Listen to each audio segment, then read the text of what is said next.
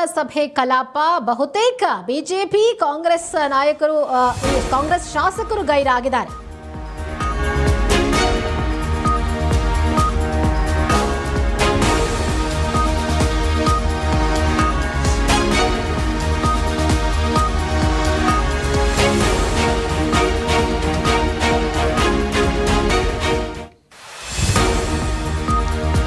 ಎರಡನೇ ದಿನದ ವಿಧಾನಸಭೆಯ ಕಲಾಪದಲ್ಲಿ ಬಹುತೇಕ ಬಿಜೆಪಿ ಮತ್ತು ಕಾಂಗ್ರೆಸ್ನ ಶಾಸಕರು ಗೈರಾಗಿದ್ದಾರೆ. ಆಡಳಿತ ಪಕ್ಷದಿಂದ 80 ಶಾಸಕರಷ್ಟೇ ಬಂದಿದ್ದಾರೆ, ಅಂದರೆ ಹಾಜರಾಗಿದ್ದಾರೆ. ಉಳಿದ ಶಾಸಕರು ಕಲಾಪಕ್ಕೆ ಬಾರದೆ ನಿರ್ಲಕ್ಷ್ಯ ತೋರಿದ್ದಾರೆ. ಯಾಕೆ ಅನ್ನುವಂಥ ಪ್ರಶ್ನೆ ಕೂಡ ಇದೀಗ ಉದ್ಭವಿಸಿದೆ. ಪ್ರತಿಪಕ್ಷಗಳ 20ಕ್ಕೂ ಹೆಚ್ಚು ಶಾಸಕರು ಗೈರಾಗಿದ್ದಾರೆ.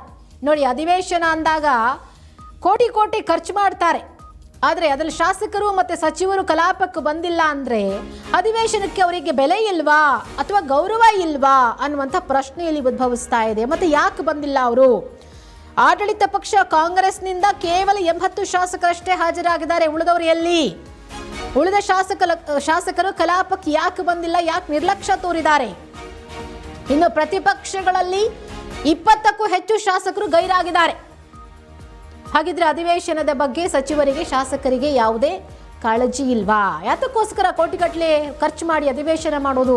ರಾಜ್ಯದ ಜನರ ಸಮಸ್ಯೆಗಳ ಬಗ್ಗೆ ಕೂತು ಇಲ್ಲಿ ಚರ್ಚೆ ಮಾಡೋಕಲ್ವಾ? ಅದ್ರ ಬಗ್ಗೆ ಆಸಕ್ತಿ ಇಲ್ವಾ ಹಾಗಿದ್ರೆ ಶಾಸಕರಿಗೆ ಅನ್ನುವಂಥ ಪ್ರಶ್ನೆ ಇಲ್ಲಿ ಉದ್ಭವ ಆಗುತ್ತೆ.